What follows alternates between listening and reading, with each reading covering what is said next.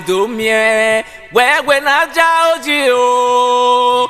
Oke ke gare o, oki o buho o. Bakiangi uwe o, e baby keso.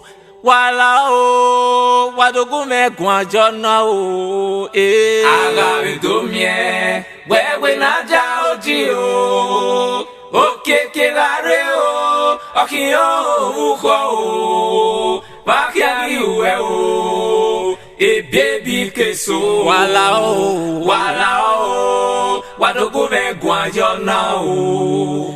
Waneja umie. Emire o, waga mi koko, waigatia e matida o, okoki je vero, wavetia e chukudi o, wala o, wadogu me guanjona o, e sister no kisire, bode o, tuwe balwe.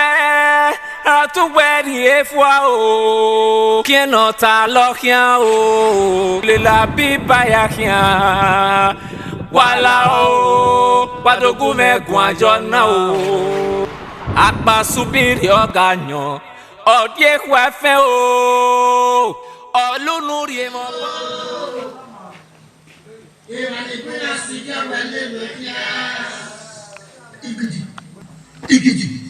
Ikiti. Igbedu enuriri wa láti ode nu meke da ligo na ni ase sopo saya jeri sunu da uwe umi eno la wa ke uwe o anye yo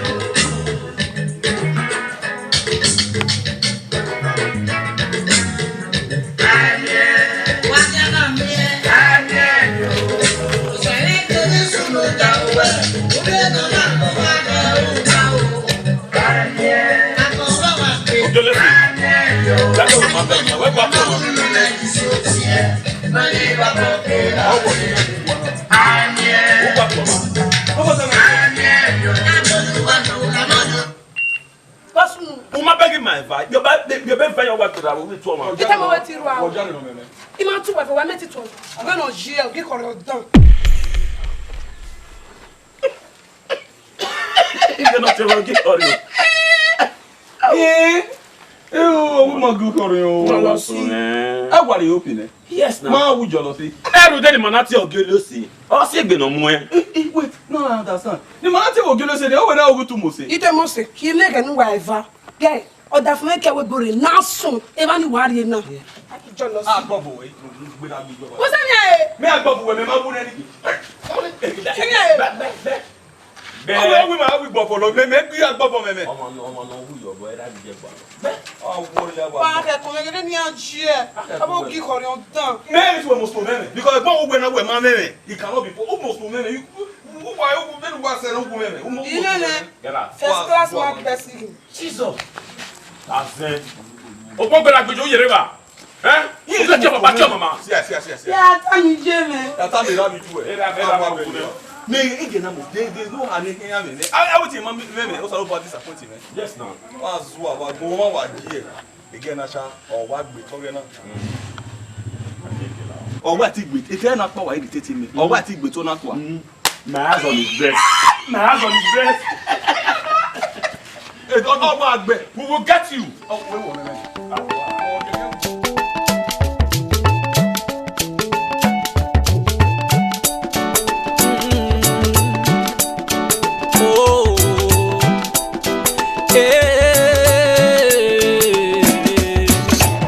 Agave do mie, we na ja oji o. Oke ke gare o, oki o buho o. Bakiangi uwe o, e baby keso. Wala o, wadogu me guanjona o, eh. Agave do mie, we na ja oji o.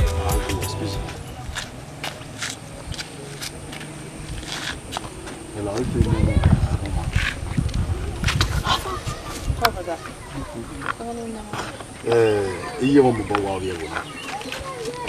Ati je me se ayere do mi Ekogi away na ika bo wa ye wa because ye ya fe wa fi we na. Oh. Okay. Also why na? O me le gbe mo na wa la so. Wa le obligé. Wa no wa mo ba. Sta na audio. I wanna wait ya.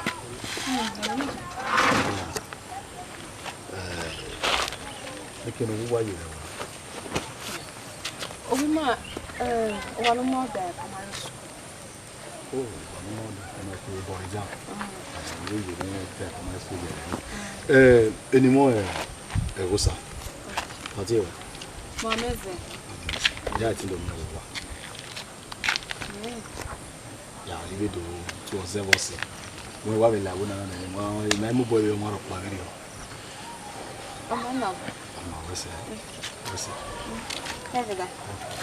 Agabe tumie, wewe na jaoji o, okieke gare o, okiyo buko o, akiage uwe o, ebiebi keso, wala o, wadokume kwa jona o, agabe tumie, wewe na jaoji o, okieke gare o, okiyo buko o.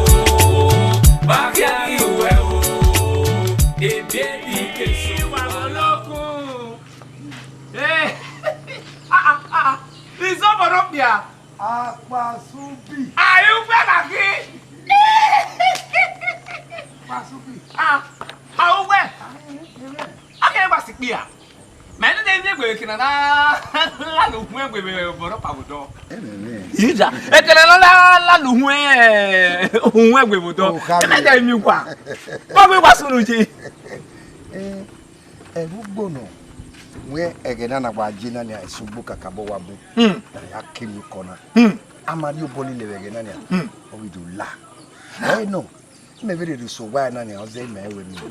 Me tell we e me gba gba kian. Me ya na igba le ni me.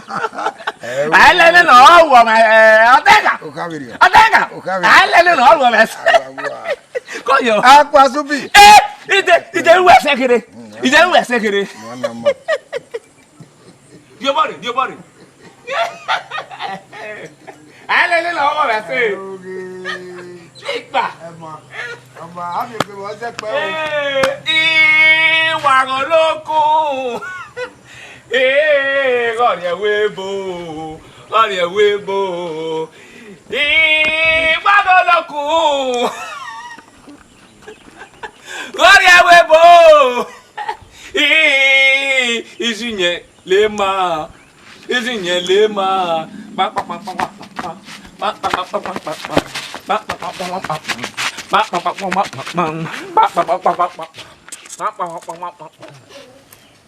Ameze. Jeji wa esu eje ki wa ko. Ya jona. O esi papa no o ade kame. Oye Timothy no ro no. Baby ka. Ọmọ ya denu. Nínú mi le ka je Timothy. O ya ri azo na re do pa. Ọkùnrin sie. Oni o wa re tana meze. Wa mi bo pa ni mi le de. O de na wa mi. Meze. O mi ado ne. Bojaji e no le wa ni o se we aye itia. O yi ma sha shi e hin a se me ri o. Le be ni ya mi o. Bojaji. Pati ni o. Owe gusa. So pa le wana ti e go se yan te ma. Lo enwe. E gere mi we fo ko ti ya. I trust in you. You ma trust in me. Yeah, me no accept you. Mama me ma hin. Yeah. Hin ni awo. Meze. Awo. Dani ewe ya won re. Wa go lokun. Ori ewebo. Wa go lokun. Wa go lokun. Ori ewebo.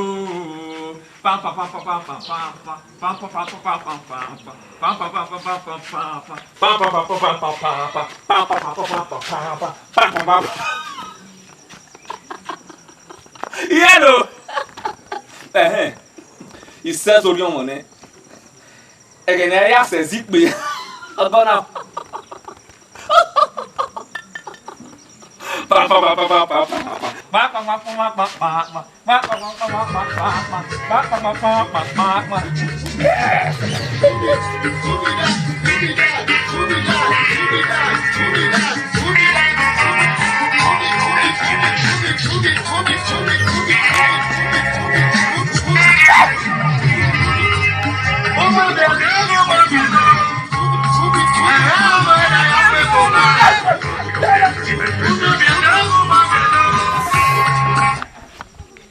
Au.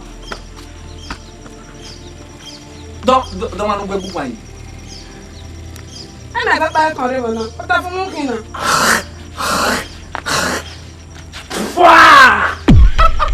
Mais. Il me a dit que pas de passer ma mère. Il y a deux boucles avec qui? Et il y a deux boucles avec qui? Il y a deux quoi?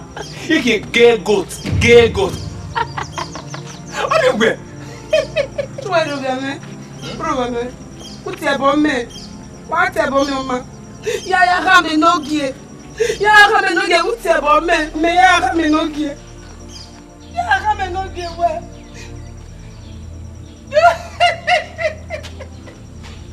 Y'a ramé no guier, mouja ramé. Oh!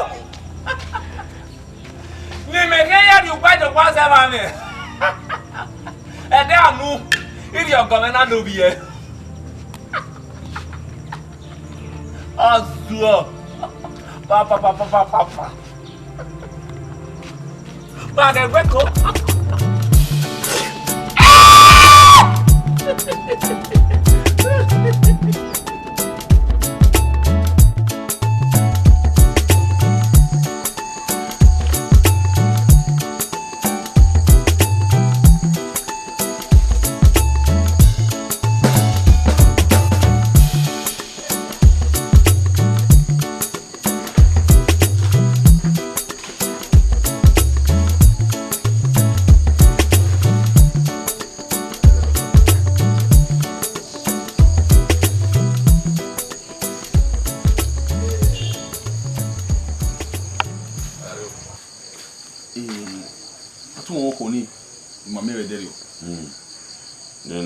Big Ben na no kwani. Okay, I work on the side the band. No wa ko no nya.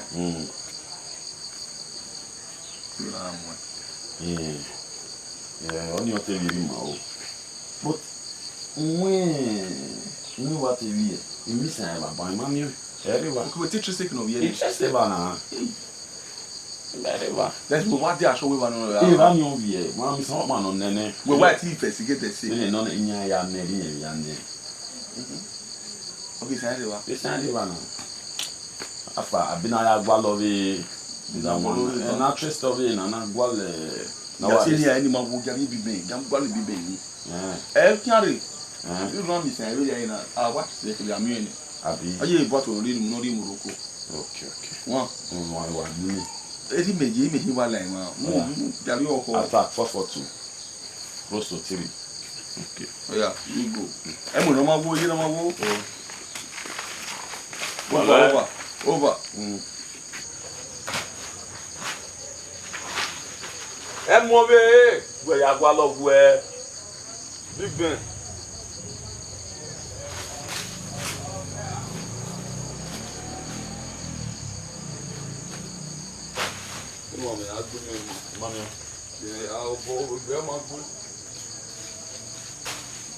Hey, I love the song for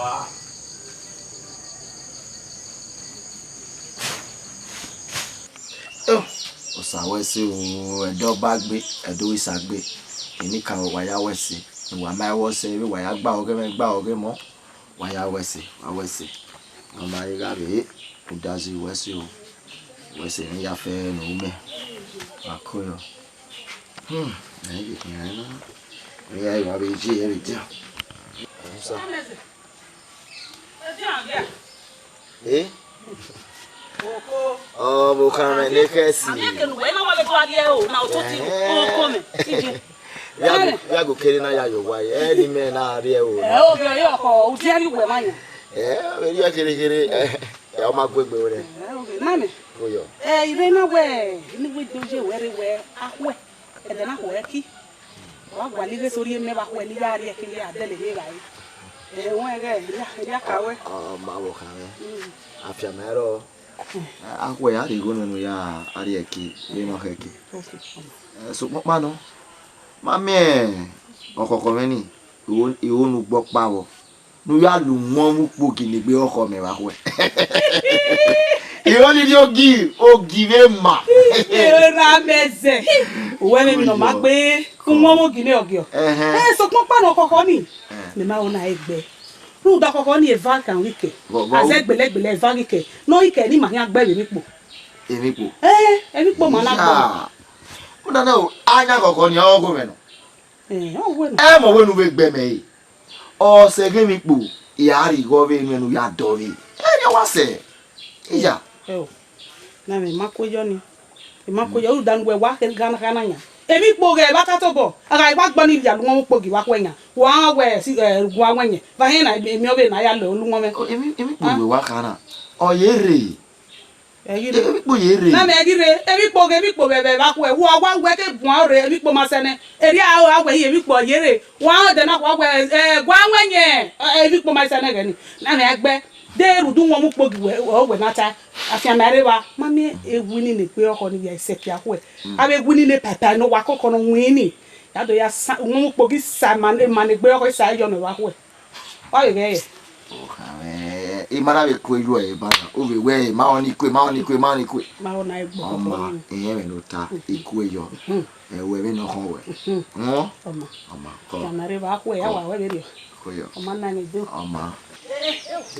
Ni lo ko te me. Ima kwe yo e ba na we ya we me.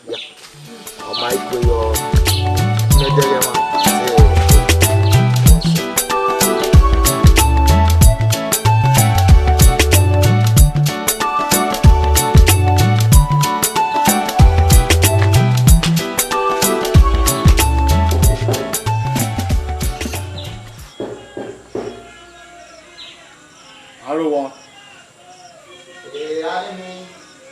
Pardon. Wagwalo. Domosa. Koyo. Pala ti lo name Ameze. Ameze wo we me. Unemo e. Nane, wo kan we ka Ameze. Mo bo wa mi ro pa o se me no. Iwe nti do event what. Wo de event Ameze wo we me. O ha mu we. Ye ima oni de gbe mi o we mi Ameze. E de gbe fi ogo we fi fa la wa na ama e go tu gba Ameze di. Oko ga o eji e so re kila pina mi bebo e na kin wa mo ri ayo bo a ima o le gbe mi we na mese bi ri to ga ji re de gbe la wa na nho a ko na mese Tipa ma wo we me mo mani ma gba yi o se me kan wa no even if do event me ma me yo ni we ni dan tu zuwa igu ebo ye ta lo ba tu me me e je ke na ta mo go re usore kila pina mi bebo na hin awe montan igba mani lewo wa je gbe okipo wa le le kia me na gbe le lo ko le gbe yo ji e de gbe la gba be e de mo la de won bo iyen ni ko ni sele le nu sa ra gbogbo e mo ji e na fi Josa Igo. beso we de meso gima ya mi ma ya gima ekwe gbe me beso ya wa se we ikwe wa mu Wa ze gime. Iku amugwe. Okay, meze gugwe iwo je no no na biegbe. Abi. Ugbe gua. Eyan wa sun na my brother. Eti mimi. Wo pe ayeye. We me. Ini ma hewa do na. Ama idu oho mu na ri bai. Eni ai life my brother. Okay. What on na? Okay, mini ma ti gbasa na mama se no ri huyo wa. Ma yo wo han. We don dey show. Ma yo wo han.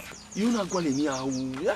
Na upgrade so that at least you want man TV go higher. E wo gwa. Abi me we man me man ya be amo wo ya be RUG ni ma. E wo gwa to no na. Obo we ti ade yo na. Ya wo ni ma wo no. E de logo. For me, you are upgrading una na.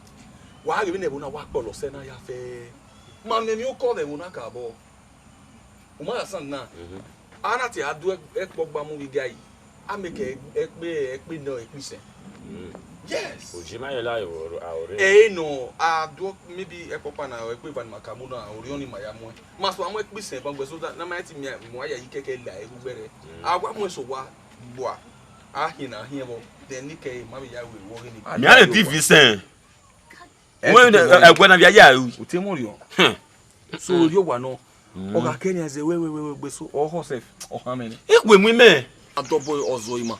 Understand? Then for now, maybe you na be so amwe we.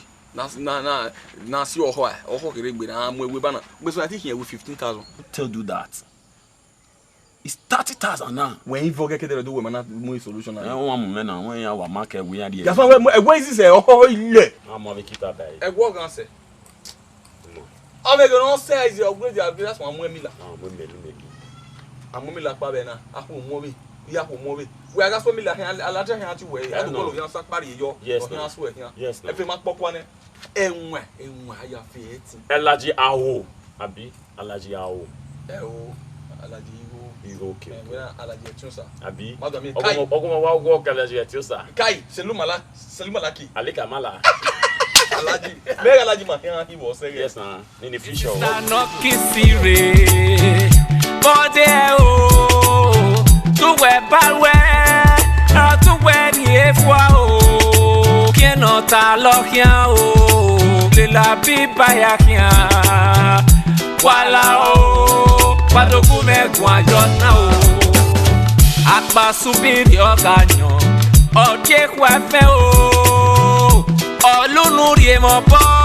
Be no kuntie o. Ugati e be no fofwa o. Akbasubi e be fofwa. Akbasubi. Akbasubi. On egbe me. Ya di e dai. Go te pabwa o pasubwa. Mena ko emi na tan ni memi na ban. O pasubwa, I working. O sati ke brother pasubi. Na gbunu ye ni me wo na yi. Unu wa gba me yi. Di wa do ka me wo an egbe na wa ro me. Wa do ame no buwe. O ya ka o Michael na na de ba nu ya dia. La o yi me ba bo pa na. Do am keke ni sanwe. O na pa me. Fina me una ro me. Oma igwa da fo me no re we bugare ya ha me una ti e bo me ba me ve we da kere nu kian finya me ni da fo no re we bu gere ya ta me we mo do we bu abi ye kori mo re ka ga o kere awo benu gba se na ona te carry me take me carry me o me ba o mu gbe to gba go me na le da mu nu gbo me do yo hu mo se afa o be ran ga be gbe me bi o kana can't you take care of my body cannot fit o lao akia no ezema pasubi me no momo ge evunu ya fe me no ge lo se o mo se wa mu egbu ka bo re me mo se gbe abi fan ge susu mo le mi o ma ya pa bo fe di na re we bo are ya ka me we no ele o ma fi ame are do yin ya momo se bo na wa re do yin ya me momo se so me de ne ya gba lu gbe mi are me se momo se wa do pa lu me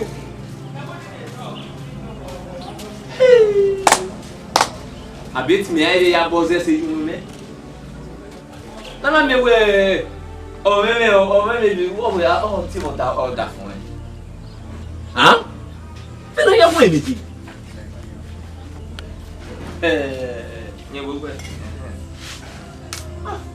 Wow.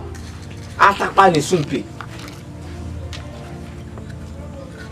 Agabe do mie, we na ja oji o.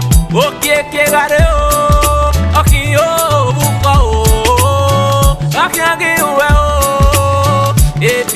keso wala o wadogume kwa jona o aga bezomie wewe nanda oti o okeke gare o akio uko o bakia iwe o ebi keso wala o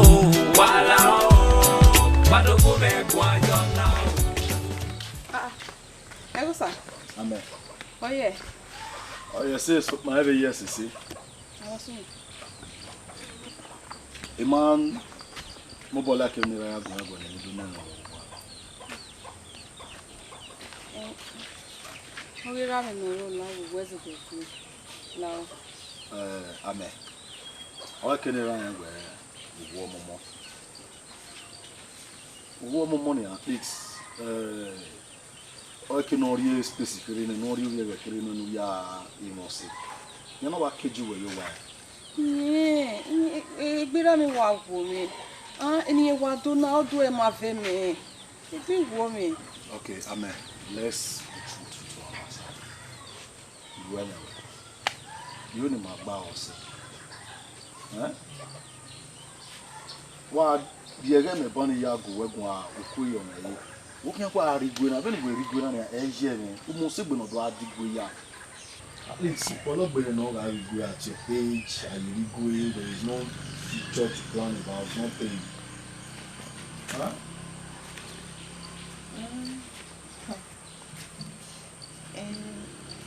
Yeah.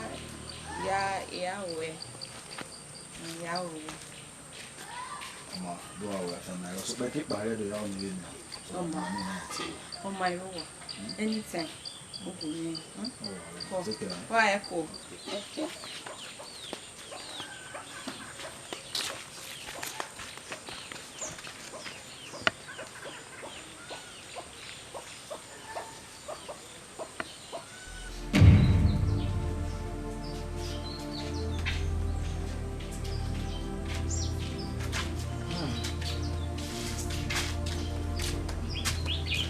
Meze. Baba. Oyo bona. Baba. Unu bojena. Ona no me bota. Ruda, kere ne obi ado ya ne me kwana. Ewu ya fuli ya. Ime no sie. Ameze obo kan fin. Edowe omonamu wowo, oma e wo dere. Na ya rusu ni mi, no ya gba ore we ana. Na bi gbiana ni mama ni rewu mana. Iya de mu we ri ayomobo. Kibiwe osemenore webu ovie ohun yen gare iyen de mu goju o. Na ya rusu ni mi no ya gba ore we ana. Papa. We wa mo ri oyan ni. Okpianore webu nu ma emie. We me o mi agata gbe ikpe webu foto yan hin. Omo na hire ibo ido aro to keka. Papa. Ma fia ma iwo ore o te sume de no ki ba. Ore ni odi. Papa. Odi ri we ze ma me. Papa. Ekinu dole le na e se me. Oh ma. Papa e se me. Ameze la wa mi ari e me. La wa ori la e me ni e. Ija. Wo ye kede yi. Menu taloji la wa ori ba re ze ge o. Ikwale yi ba re. Amare ni. Mo ni ba re o ze ge ko. Wọ́n.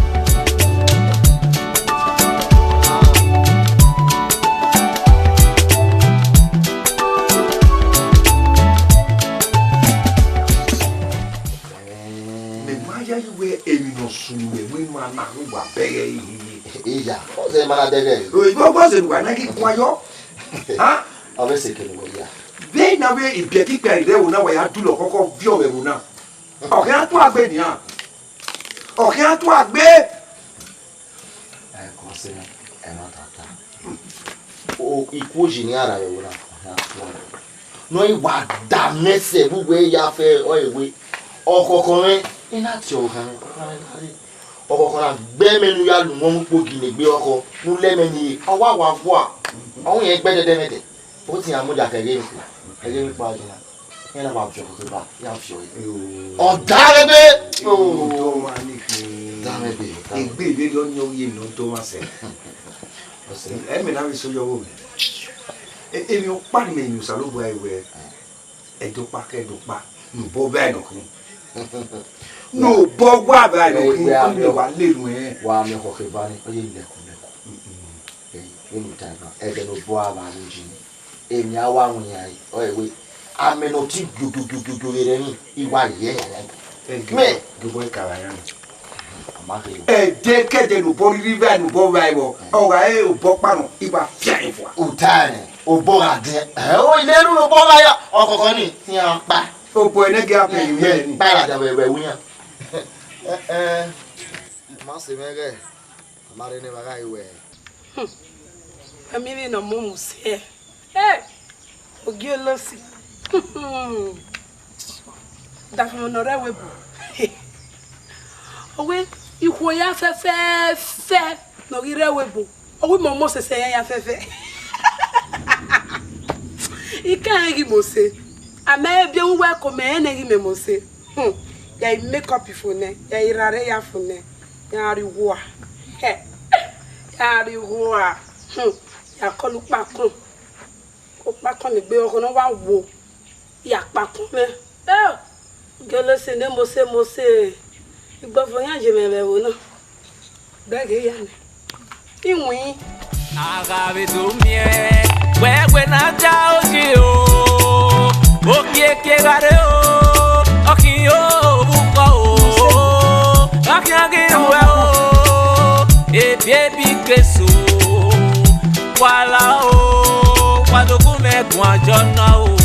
Agabe do mie, wewe na ja oji o.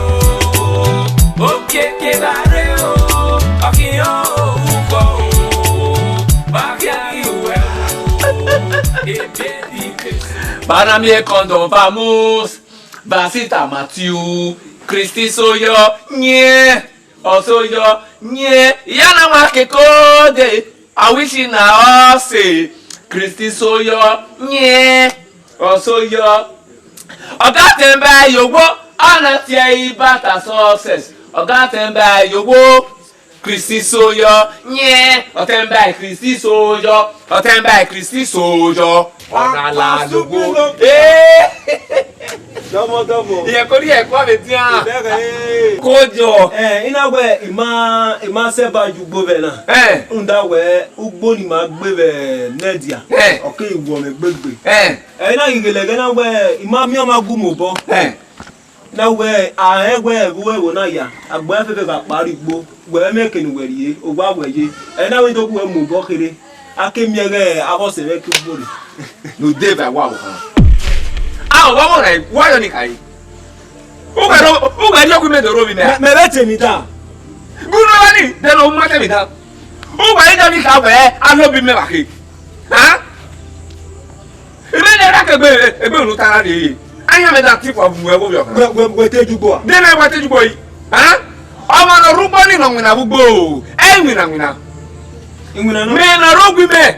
Danyo na nwina we no. Dekene ayoke so anyo nwina me ni ki. Oho ju onu ni. De nwina yi. Ha? Be Pakistan. O no da no asane. We ka ye Pakistan. The promotion man ka Pakistan me na kamuna. Na pay me $58. Pakistan me na kamuna. Oga so ya Tanya. Ta be do. Na ra ki we ta be do. Ti gogo ju. Oga so. Te be ta me nu da me. Na be yo ye nu ka. We be sanoma. Ya je mi mwe. Apa subiro ya. Ile kala nuevo. Yo bola de. Salud boa. Yo bola de. La loy. Ingele mu. La loy. Inwo. Ya je mi mwe. Ibere. Pakistan. Pakistan ke mwere Pakistan. We je Pakistan de. Kuna ba de Pakistan me na ka wina $58 e ya pay me the month.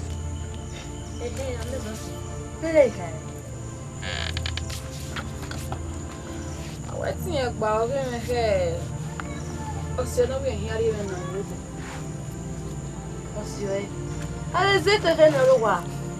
Yo. Abela na lo gbe. Mase ke boy ekpe ya wa wu ekpe wu e maybe ni ahin wa bo mi ha wow ani o hon bi me na o ga bo ko ye me gusa kedo na de memo ameze memo e kedo na de memo oye be go pari bo me mi o de o wa mo na memo meze to ga mu e o se no he na mu e ko ba we oni kaka bota me sha ga to no we ala ke ko gbe egbe ni me na ni me ma no eme we no era mo do kinoro bo era ya do kinoro bo we lo ko gbe egbe ni me hi una ni we ni me una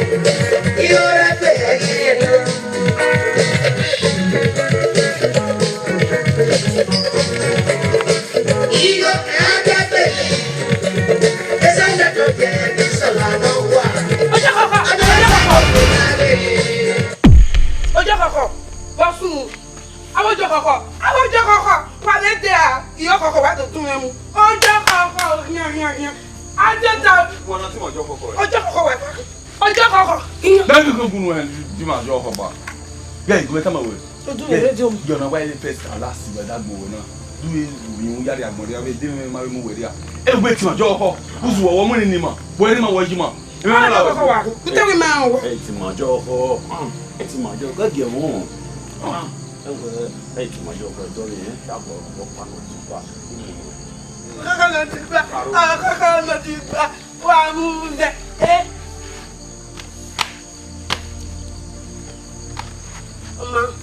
Itamenogi. Itamenogi who was the hook of you. Okon wa amu me. De pe oko. Ati mi when we say do why ta we ma do ko where. Ba ta ma when we tin o igbe ta wo Itamenogi we ko ma do ko mu. Nu mi o be ma de ma mu gi o ma me. Iwa. Mo. Ona ti e bo me ya Itamenogi. Go na. Ah. Be na zen. Ye, ya we. Ni ma te ye na zen. Adeva.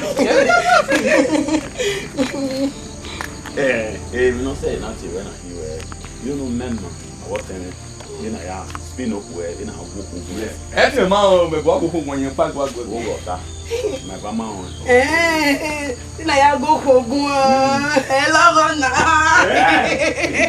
hello ye de ahian go ogun very easy ekwa na mo ki wa ke make na gun si de ahian go ogun very easy yes ahian go de le makeup oh avion no weje no ni awo bu mi ara roro no weje na ena ke o ta fún mi rewe bo ere ya win the heart having makeup o wa dele ya gun me e bo ke de na se fi we wa ko le ya o bi be papa ba ere ya go ogun o de de we to na mu ne e ya wa win ro ya go se wa gun ma de yo ku be bi bata ba o je pe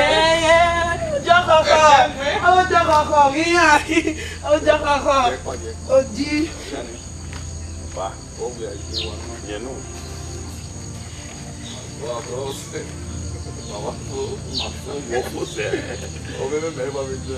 Na to. E ko mi ne le ta ba na wo na wo ni mata me. Na wo na go o la na bi. Wo na ka je. Wo na je we bu. Bu ki na fa so na ke me me. O ikon. Aba go me bu no me na me na. Wala ki. Ameze. Uwe mana no we die ro yira na fie wo na uga ke ba de na. Kwa ro die o. Ama mare ne. Ama o. Ko ka be ri. Ko. Na me. Ina do a o enyo pa o. Na we ma gba be na we a se ri o. Ugbo ni mamu po na ugbo ni kere gbe na me. Megele wi mi na be ti aji baba. Ugbo ni mamu nu po. Opolo se. Mo na wa yihire ibi pe ro. Wa ma bi me. Madege mi ni wa batana. Wa ketare. Meze ne bi o pe. Utoni meja oji wi ya mugbo liwe.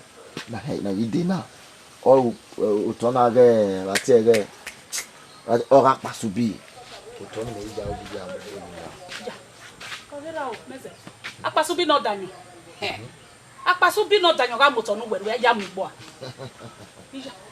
So do awo kame we ma me apasubi ya dupo gopa kanibanyo. Ofun to ni mene.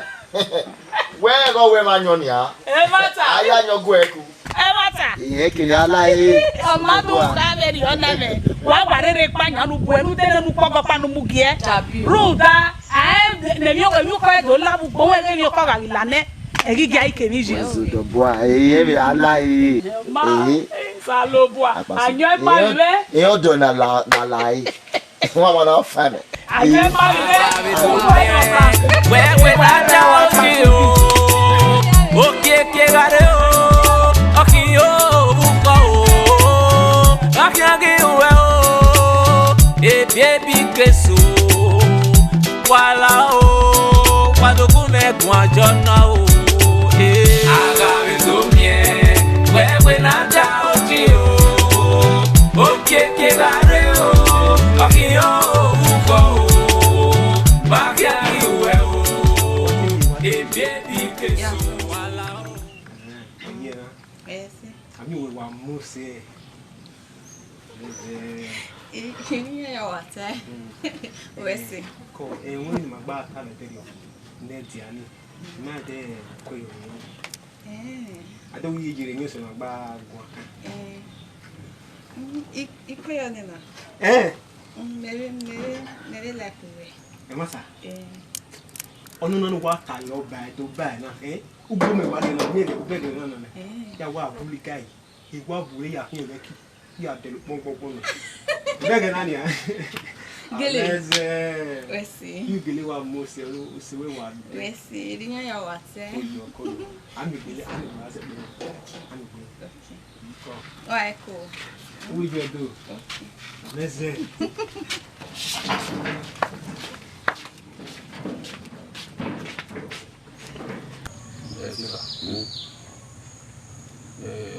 Pani wa zebi o. E mo to ke ni tama we. Ugbe wa mewe le mo na wa polo se na ma du owu an. Iye ko yi mai. Ma yi wo mi ri afe mu yan. Iye ko yi mai. Mo da san. Wo to na ai le to go mo se fi no ro. Na wa cho mo se fi no ro. E bo ya mo ni ne. Imagine. Era ma je ti abo ni. Da oni an ri mama ma so pe a. E mi mo se a bi ni no. O ya be so bi ogwe you know yina. Ya wa we to sha follow. Na ya mu ni. Na we to sha follow. O yi tanu ga yi da no se wa se gnoye. Ofune. To sha follow. Me o se li ogwe.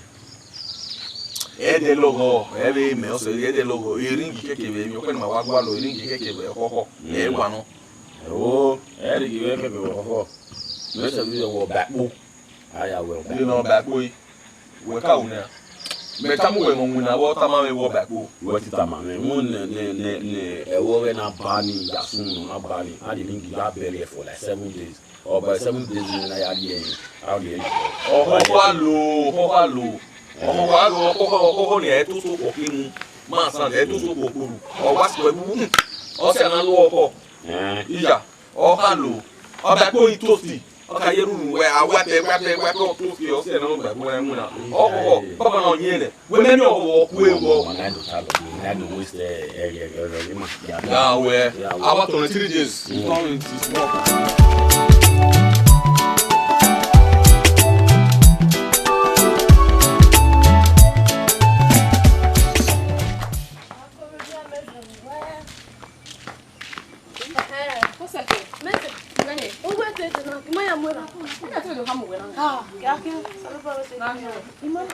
Boy, me cookie.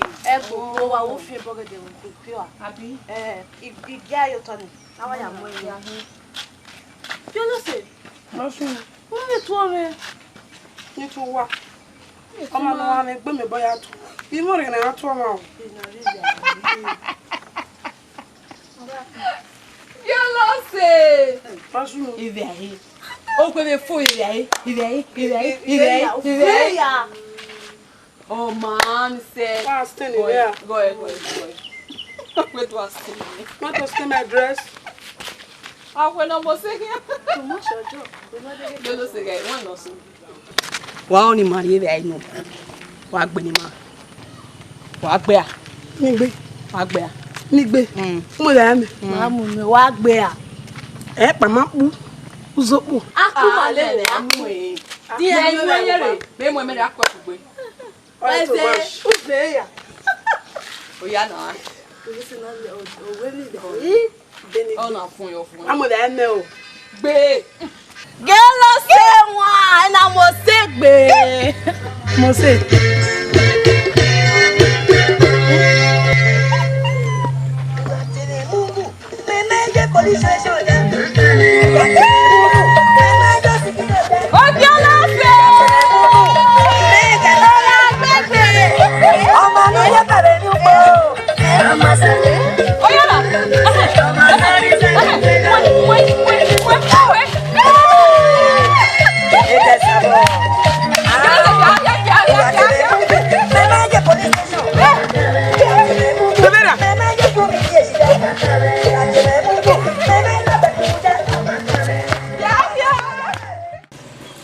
Pasufi. Era meze le trabis. Ya wo gbi me. Oh, be wa u. O bo we gbe le ti ne. Ija. Goyo. Ko be ni me ya we le gberi me. Gbe me ri ogbe kan bana de. Tabi e me. Oh, no egi. So papa no e no wa ya me do mi o we. Boy we, mame o to we ni no re gbese. Wari gbese ni la o. E onu mu me ni mu gboyo. La wo. Koyo. Erika e. Ina we mi o fun to ba fan le ni o. E boy ya pita we a toad does not run in the daytime for nothing. Either it is after something or something is after it. Erika. After mero o to no re gbese ni ore wa. We oni e ya ko bi ti boy mi kirikiri. O me na we ni. Ini go kan ire yi. Ogi go no ro ka. Apasubi. We wa si mi ni go no ro asigo no ro ai. No sunu egbe we awu Java gbe wo gije Festus. Nu ga danyo. Ga danyo ma gbe ga gbe na yan. Ya wanyo. Ya ka do. Ya wanyo no ra je me kan we ikin o danyo fun e ya. Awo, ipa mo to nu ya mugbo ru ga anyo fa naira nu ademe. Even the say na. De na no tie say na yi.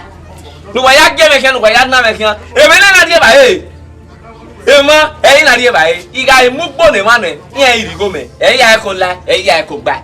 Ha? Wo we mi na. O se makin. O se makin no na ni mana o se ni. Ya. Munu enu ya mugbo. O ni o wa condition. Uri owu me ra meze ni rie jo kwa seva me. Ni akalo what an idea. Iwe lori owu me ra meze.